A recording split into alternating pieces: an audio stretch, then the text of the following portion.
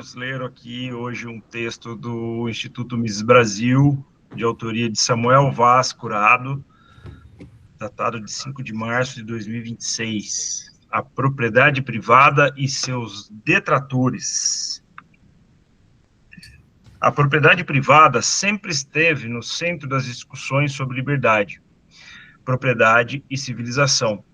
Alguns a veem como pilar central da vida em sociedade, outros como um obstáculo a ser superado. Mas, afinal, qual é o papel da propriedade privada na organização e no progresso social? Escassez, conhecimento e ação humana.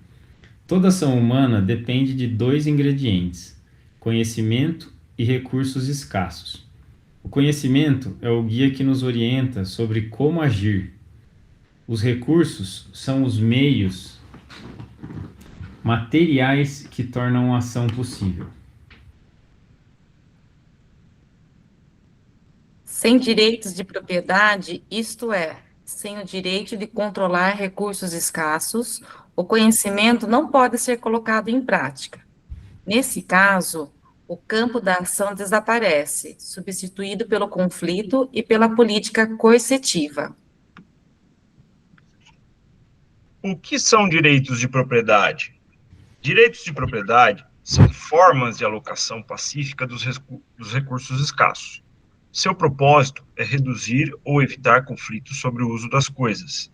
Existem 3 pilares para a definição de direitos de propriedade. O primeiro é a autopropriedade. Cada indivíduo é dono do seu próprio corpo. O segundo é a apropriação original, ou homesteading. O primeiro é usar um recurso sem dono adquire o direito sobre ele. E o terceiro é o contrato voluntário, a transferência de propriedade por troca, doação ou venda. Esses princípios permitem que possamos usar recursos escassos de modo pacífico e produtivo, em vez de violento e conflituoso. Direitos de propriedade não podem ser relativizados. Muitos argumentam que a propriedade é secundária, coisa de ricos, menos importante que a vida humana. Mas isso é um erro fundamental. A propriedade não está separada de nós. Vivemos em um mundo físico e material, feito de terras, ferramentas e bens escassos. A propriedade decide os conflitos. Sem propriedade privada, tudo se torna político. Cada disputa passa a depender de força ou de decisões arbitrárias, como afirmou Ludwig von Mises. Uma sociedade que escolha entre um sistema de propriedade privada e um sistema sem propriedade não escolhe entre dois sistemas sociais, mas entre a cooperação social e a desintegração da sociedade. As diferentes teorias sobre a sociedade atribuem à propriedade o centro de qualquer análise. Há detratores e defensores da propriedade privada. Para Mises, o programa do liberalismo, se condensado em uma única palavra, seria propriedade. No extremo, do outro lado, Karl Marx resumiu sua teoria em uma frase igualmente simples. A teoria do consumismo pode ser resumida em uma única frase: abolição da propriedade privada. Essa tensão atravessa a história do pensamento. Jean-Jacques Rousseau viu na apropriação original da terra a origem de guerras e desigualdades. Pierre-Joseph Proudhon foi ainda mais radical. A propriedade é roubo. A propriedade é despotismo. É impossível porque é homicídio. Essas definições detratoras da propriedade privada caminharam juntas para uma aversão completa.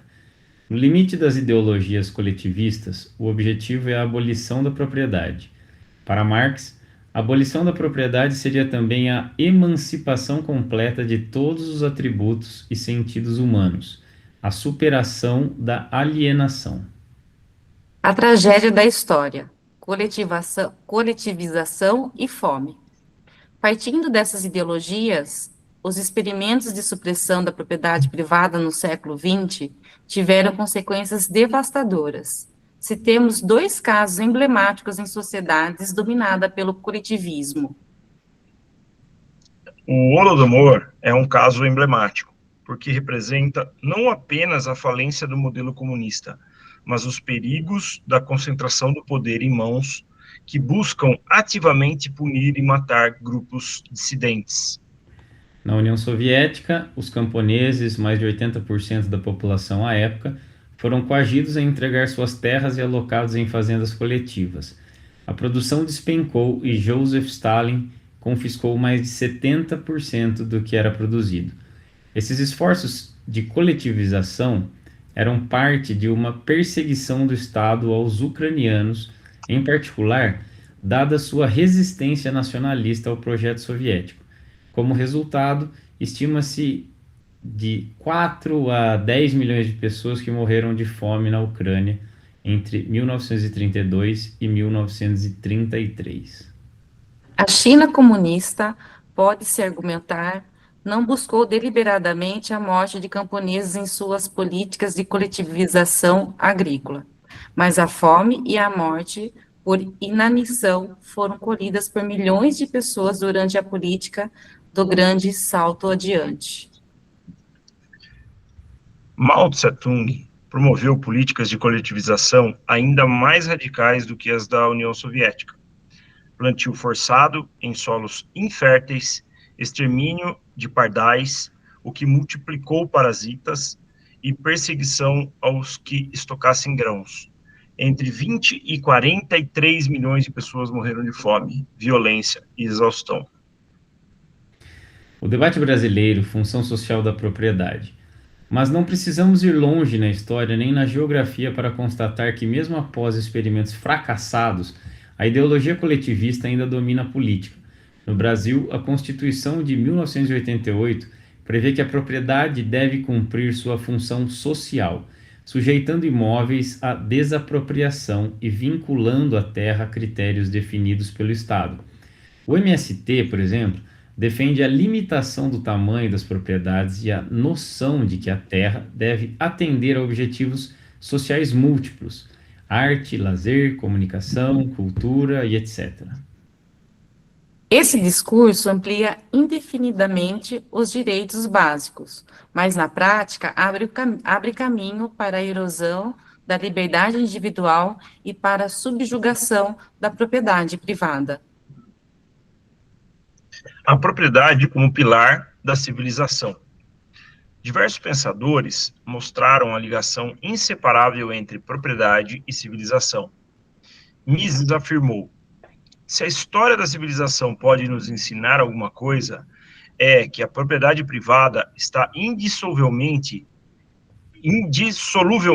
ligada à civilização. Friedrich Hayek defendeu que o sistema de propriedade privada é a mais importante garantia de liberdade, não apenas para aqueles que possuem propriedade, mas também para aqueles que não a possuem. Murray Rothbard, por sua vez, argumentou que, na natureza humana, o direito à autopreservação implica o direito à propriedade. E Hans Hermann Hoppe disse: para haver cooperação pacífica entre os homens, deve existir uma produção genuína de bens de consumo, além da mera apropriação de bens fornecidos pela natureza. A história, a teoria e a experiência mostram que, sem propriedade privada, não há liberdade nem civilização. Defender a propriedade privada é defender a cooperação social, a paz e o florescimento humano. Relativizá-la é abrir espaço para conflitos, arbitrariedades e tragédias. Muito bom. Muito bem. Muito bom. E qual é a ideia aí? Então, acho que agora a gente pode pegar e...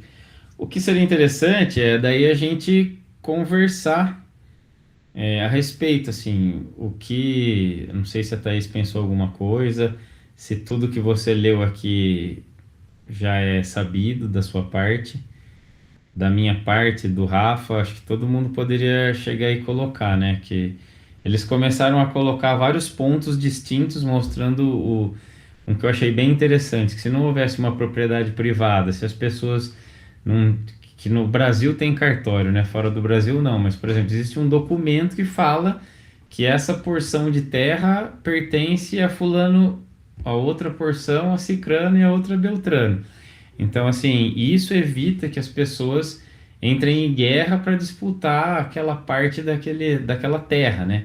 Então, por um lado, vamos dizer assim, que isso faz com que a gente viva numa civilização, vive em sociedade, né?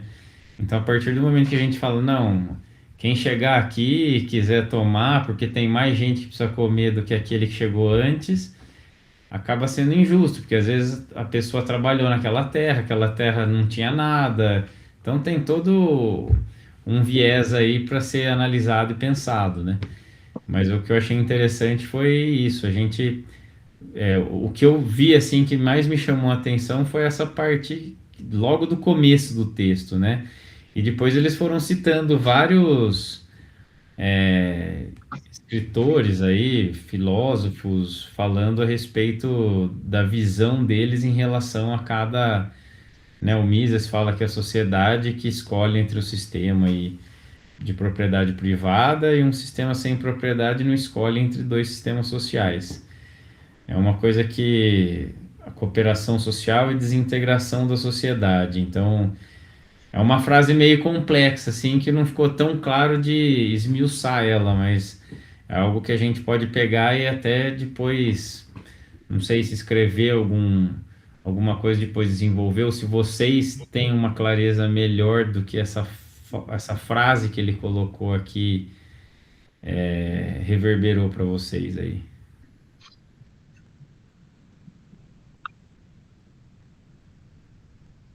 Sim.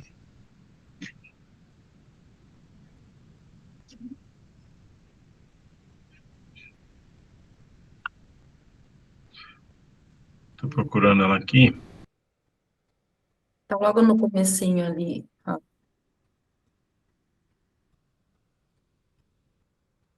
O debate brasileiro? Não. Não, mais no começo lá. Direitos de propriedade não podem ser relativizados. Uhum. Mas depois ele vem e ele fala, né, que para ele, ele colocaria que o programa do liberalismo se condensa em uma única palavra que seria propriedade. Então, para ele, para ter um liberalismo, tem que ter propriedade. E liberalismo tem muita gente que confunde, né? Segundo a gente, eu, Rafa, a gente já leu um outro livro, acho que 2 anos atrás, não lembro. Mas fala muito que houve como está acontecendo muito hoje, como fala no livro 1984, da nova língua, né? Da nova linguagem. Então, eles começam a deturpar a linguagem, uma forma diferente da gente se comunicar. Então, que nem do partido nazista alemão lá, o Goebbels, né? Goebbels. Falava para você falar uma mentira 1000 vezes, era mais ou menos nessa linha, né? Que essa mentira se Sim. torna verdade.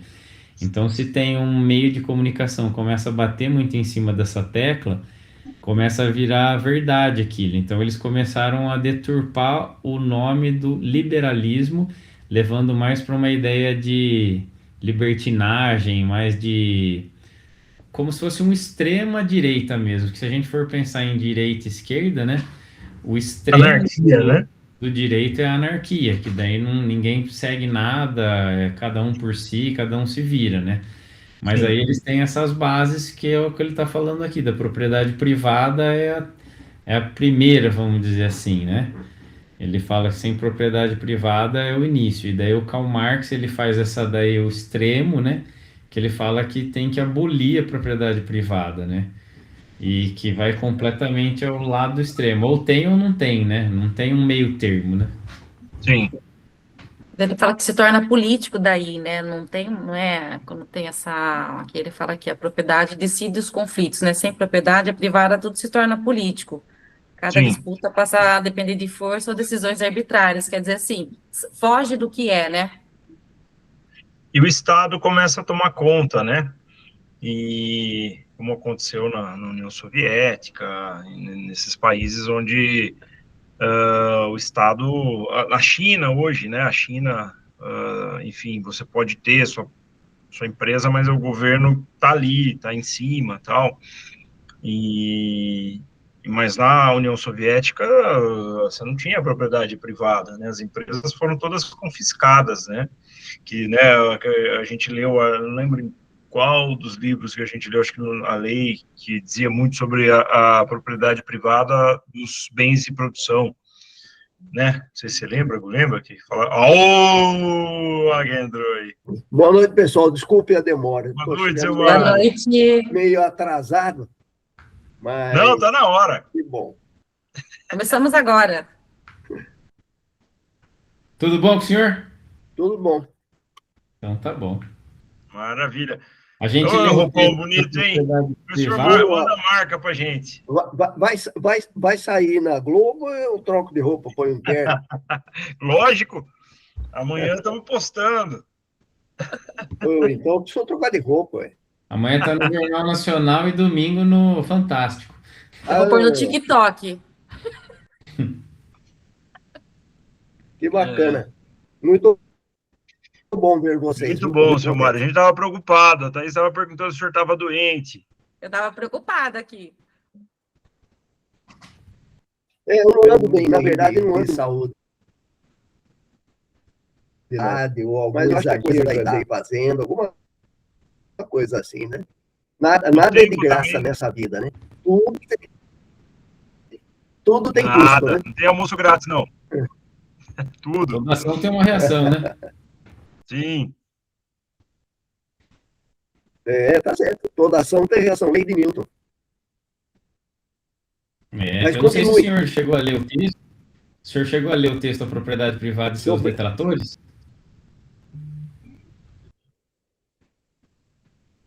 Sim, inclusive, tive a oportunidade de escrever alguma coisa, mas deixei lá nas minhas coisas, lá na sala. Mas continue. Nós começamos Eu sou agora muito a favor da debater, senhor Mário. propriedade privada. Desculpe. Chegou bem na hora, começamos a debater agora. Nós lemos o texto e começamos a debater agora. Então, o senhor chegou na hora. A palavra está com o senhor. É legal. A gente fez essa leitura, seu Mário, e a gente está fazendo o quê? Nós estamos debatendo aqui a respeito do que cada um entendeu.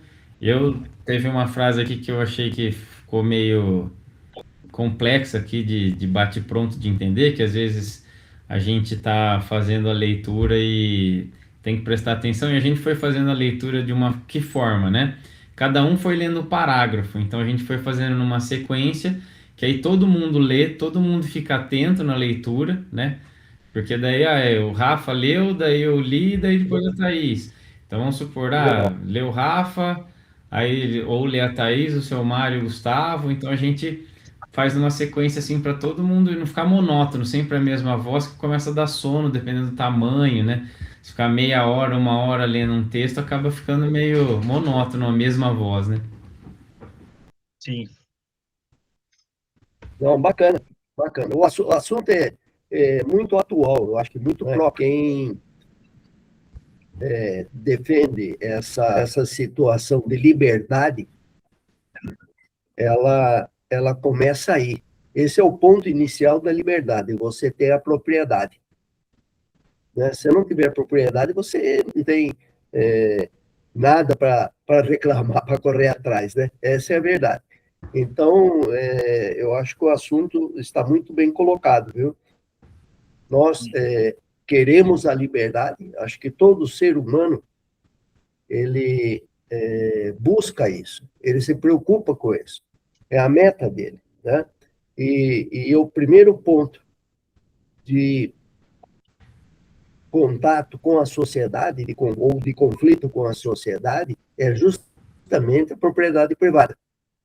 Esse é o ponto inicial. Se não tiver essa propriedade, se a privatização da propriedade, não existe a liberdade. Né? Eu acho que foi muito bem escolhido esse tema aí.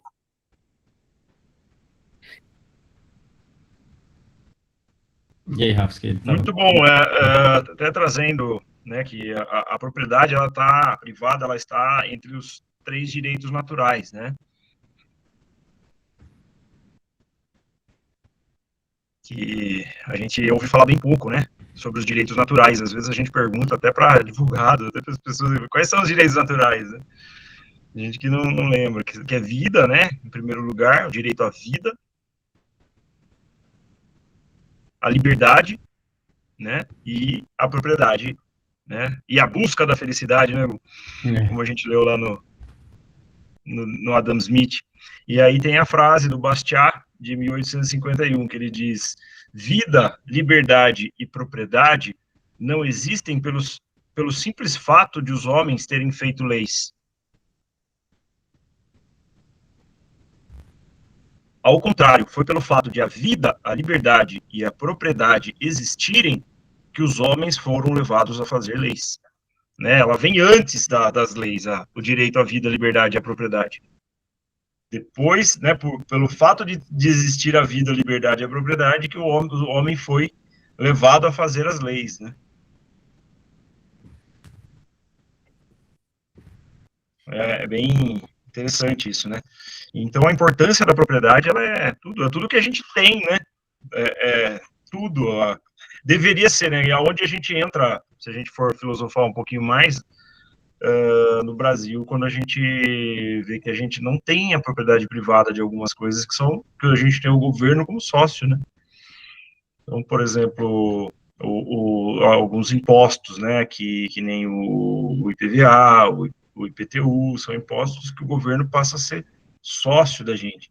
Entender a propriedade, o que é a propriedade, né, é importantíssimo, porque nós não temos a propriedade. Eu estava tendo uma conversa esse final de semana, que é assim, se nos Estados Unidos, por exemplo, você quer ter uma Ferrari, você quer guardar a Ferrari, ficar sem andar com ela 10 anos, é só você não pagar a taxinha lá, não guarda a placa, deixa ela guardada na garagem lá, você não precisa pagar, né? Ou no Brasil você tem que pagar, você é obrigado a pagar IPVA. Lá, se você não usar o carro, não vou usar o carro, eu deixo guardado. Eu só pago a taxa no ano que eu vou usar 2026. Eu pago a taxa, uso no ano de 2026. Tem uma cor, né? O adesivinho que cola na placa, vocês já viram como que é lá? Isso aí? Sim. Também não. Você já viu, seu Mário? O senhor já viu? Já vi. É um adesivinho que cola na placa, né? Então isso aí a polícia vê se o carro tá né, tudo ok, tá com o imposto pago.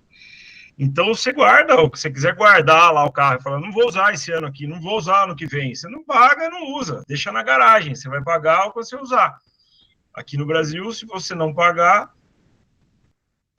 você não tem esse direito de guardar na garagem o carro e o governo é seu, o governo é sócio.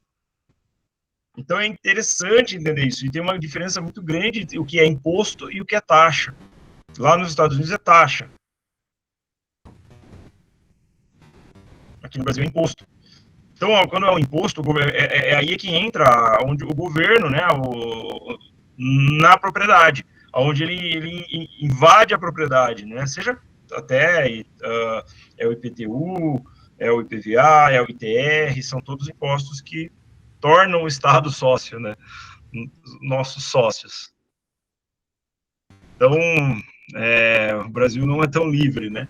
Quando a gente fala de liberdade, se a gente for analisar, a gente está lá entre os últimos em liberdade, né? Mas é isso aí. Você definiu bem as três, filosófico, né? Os três pilares da liberdade, na verdade, né? Ou da vida, ela é negociável. Não. Né? O governo, quem está querendo usurpar, ele não consegue negociar. Ele tem ou não pode tirar a sua vida, mas não pode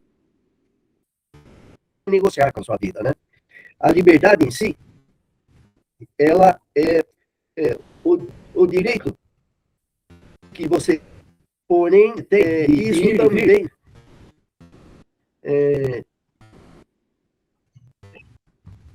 tem um custo muito alto para o governo administrar. Então, sobra a propriedade. É a maneira mais fácil de um governo ou uma sociedade afetar você, afetar a sua liberdade. É através da propriedade. Ela é física. Né? Ela, então, que propicia ao Estado tomar de você as coisas, né? A vida ele não consegue, ou ele toma tudo ou não toma nada, né? Então, é um negócio que não é negociável, né?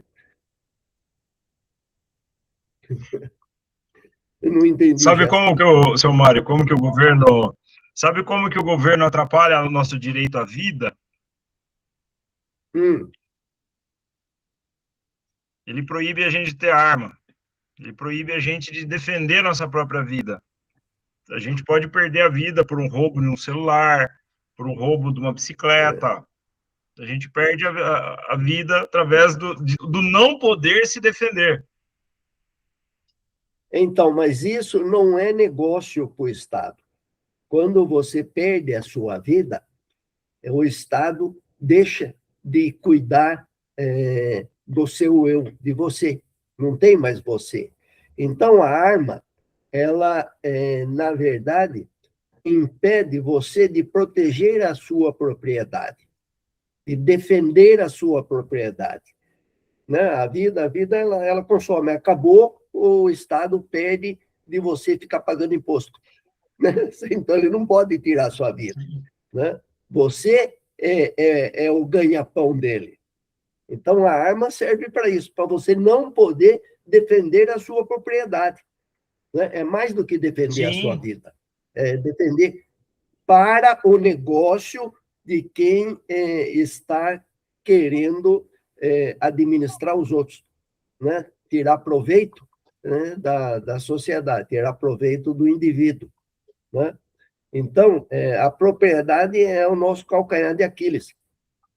Né? Se a gente, se o Estado não, né, o Estado ou quem está querendo se aproveitar da situação, não atacar pelo lado da propriedade, nós somos defensáveis. Né? Então, é aí, os impostos vêm tudo por esse caminho, os impostos, a tomada de direitos e tudo isso, com isso limita a liberdade.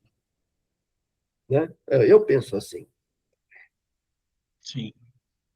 Limita muito. Então, você de metade do que você nós... produz, você entrega para o Estado. Você está produzindo para ele aí. Então, quando discute um assunto como esse, o que vem na cabeça da gente é busca de solução. Alguém levanta um tema como esse, você pensa, como solucionar isso? Qual é a solução disso? Né? Daí você analisa cada ponto, como é esse, o ponto da vida, o ponto da propriedade, e daí a consequência que é a liberdade. Né? Então, isso não é ensinado para o povo não tem consciência disso, não é ensinado na escola, não é explicado para o jovenzinho, né, na escola, quando começa, o que significa isso. Né? Que isso tem importância, né? Tem a máxima importância, que você tem que, desde pequeno, defender a propriedade. Com isso, você estará defendendo a sua vida, né? E criando a sua liberdade. Né? Mas não é ensinado isso, porque isso fomenta a rebelião, né? Fomenta a ação contrária. Não é mesmo? Né? Então, cabe a gente que somos adultos, temos família, temos filhos, de nos preocuparmos com isso, né? Sim. Está sendo bom isso, porque eu, na verdade, nunca transmitir esse conhecimento para os meus filhos, sabendo, tendo cultura, sabendo disso, nunca fiz esse trabalho. Então, olhando, conversando agora, vem a minha consciência, o que eu deixei de fazer. Eu deveria ter feito com mais propriedade, né? Eu não fui ensinado assim, né? Começa por aí, eu não fui ensinado assim, eu deveria ter sido ensinado assim, né? Se meus pais tivessem sido ensinados, ensinariam a mim, eu ensinaria as gerações que vêm vindo agora, né? Quer dizer, que já tem mais de uma, tem os filhos e tem os netos, né? Que estão aí, que precisam ser alertados disso. Sim. Né? Quando hoje eles são mais alertados quanto a valor, ter valor, né? E o valor sem a base, a sustentação, que é a propriedade, não é nada. Não é nada. Né? Não adianta você ter dinheiro. O banco fale, o Estado leva o dinheiro. Né? A propriedade está lá, está fixa lá. Né? Você sente em cima, é minha, pô. Não é mesmo? E muitas vezes a gente deixa fluir para os que estão ao nosso redor, né, a importância de valores. Sim. Né? E o maior valor, que é a propriedade, muitas vezes a gente não divulga isso, não ensina, não mostra, né, a importância. Né? No passado, talvez houve isso, né, quando o país era basicamente agrícola. Então, a propriedade, a casa, o assento seu, era muito importante. Eu vejo minha sogra, por exemplo, que foi criada no sítio, como fala disso. Como fala de que vivia seguro. Não tinha quase nada. Tinha umas galinhas, um pouco, plantava cana, plantava mandioca, mas se sentia seguro. Né? Hoje a gente tem uma bela de uma casa, tem dinheiro no banco e não se sente seguro mais. Sim. Né? Esse é um reflexo de liberdade. Não é mesmo? Então, Sabe que eu estava lendo o texto e eu falei assim, nossa, como que eu transformaria, a gente está falando aqui, trazendo, né, dos nossos avós, que eram terras, né, tinha lá uma plantação, umas galinhas ali, já estavam seguros ali, né. Agora, como que você traz para esses jovens que a gente tem que trazer eles, né, para essa, que não é uma realidade deles, né, no mundo digital, da comunicação tão rápida, como eu explicaria para eles essa propriedade privada, como que funciona, que o Estado trabalha em cima disso, dos conceitos que foram colocando, porque, assim, acho que a nossa última geração foi da gente viver em sítio, viver ali com a família, ali em volta do fogão de lenha, né? Parou aqui em nós, né? Então, eles não sabem que é viver assim, dessa forma.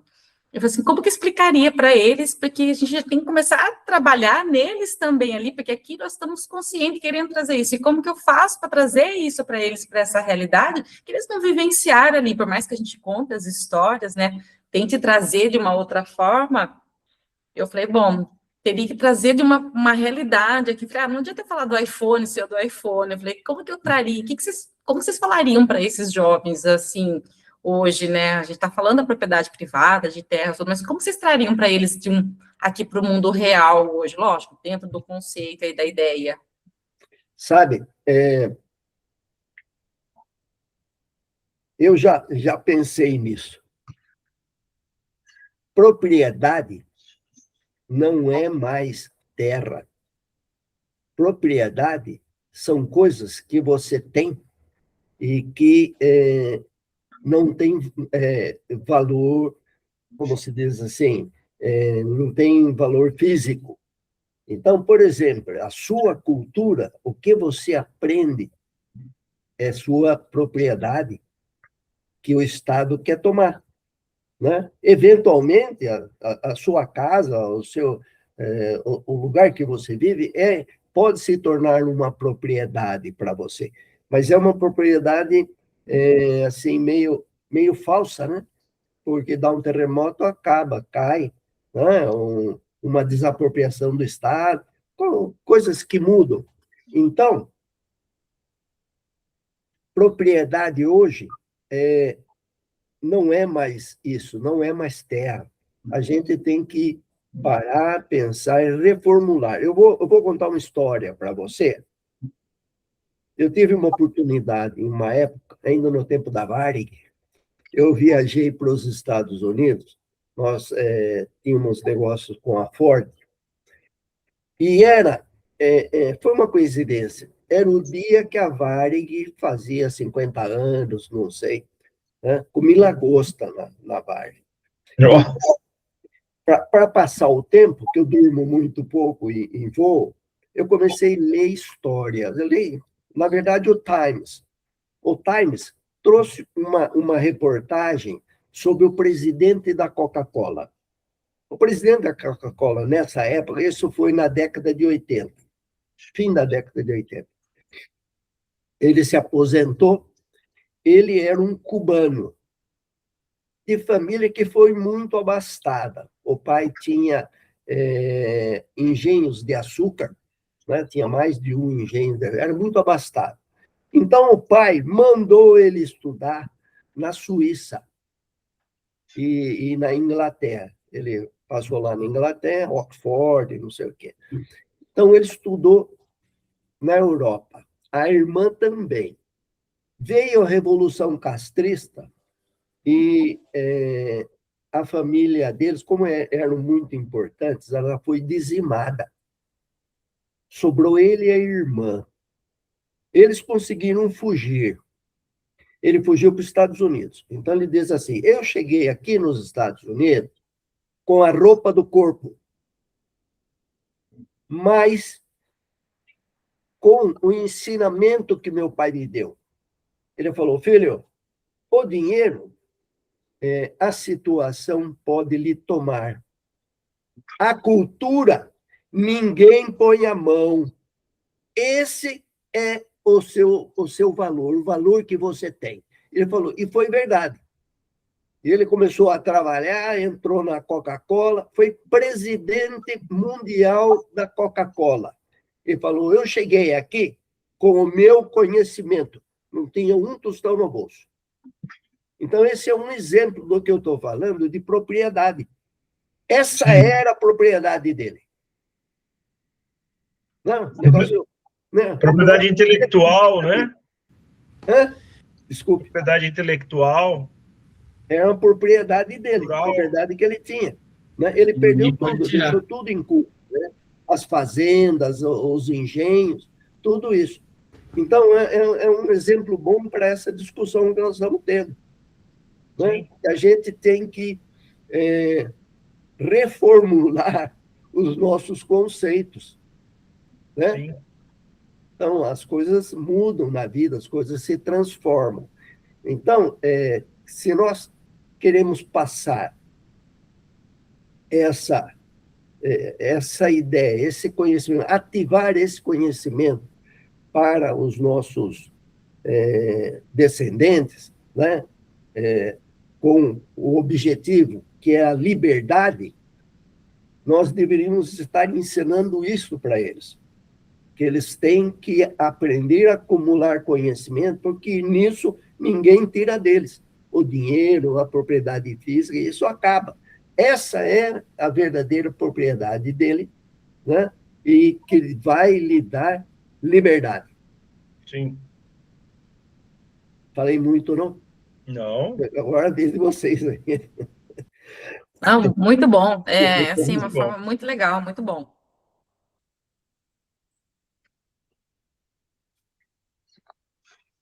Gu, quer fazer alguma consideração? Nós temos tempo, está sendo controlado, entendeu? Eu acho que o ideal é a gente trabalhar dentro, vamos supor, a gente começar uma 7, a gente tentar.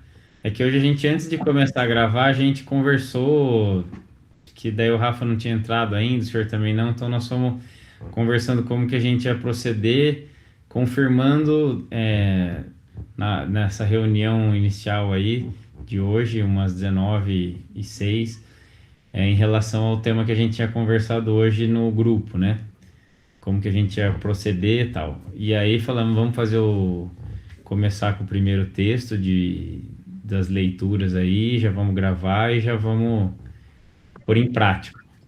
E aí depois nós começamos a ler o texto mais tarde, né? Mas eu acho que a ideia seria a gente pensar aí das 19 às 20, no máximo até umas 20h30, que senão a gente vai embora, Não, daí passa muito, né? e passa muito. Se a gente conseguir fazer, acho que durante 1 hora, eu acho que seria o ideal, porque a gente tentar ser bem objetivo, falar em relação ao texto, podemos até pegar assuntos adjacentes, que nem fizemos essa analogia da cultura, né? O que a pessoa tem como cultura, que é uma propriedade também, não só bens físicos, como uma propriedade privada, né?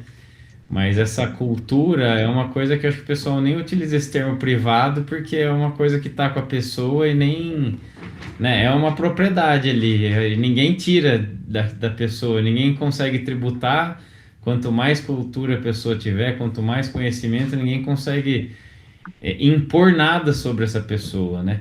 E tem até uma frase que eu não vou saber falar aqui agora, mas que muitas pessoas que viveram em campos de concentração, ou pessoas que nem o Mandela, né, que ficou o tempo preso, é muito que está dentro da cabeça da pessoa, que ninguém controla o que você pensa, né? Então a única forma, a única liberdade que a pessoa tem de fato é o que ela pensa, né?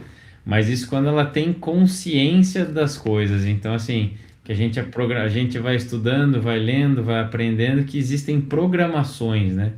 Sim. E até os 7 anos a gente é programado e continua sendo programado para o resto da vida. Então, assim, nós estamos nos dando conta que estamos sendo programados dia a dia, e o que está me programando, que não está me levando mais próximo do meu objetivo de vida, eu continuo fazendo ou deixei de fazer? Assistir televisão me agrega alguma coisa conforme que eu quero crescer na minha vida? Ah, não, então vale a pena assistir televisão? Ah, se for um canal específico, um assunto específico que seja do meu interesse, que vá agregar, tudo bem. Mas muitas vezes a gente fica vendo coisa que não agrega nada, só perde tempo, e tempo não volta, né? Dinheiro você faz, trabalha, você ganha de novo, mas tempo a gente não consegue. Tempo não volta, não. Então, É um fato. tem que dar muito valor para esse bem escasso. É, É verdade.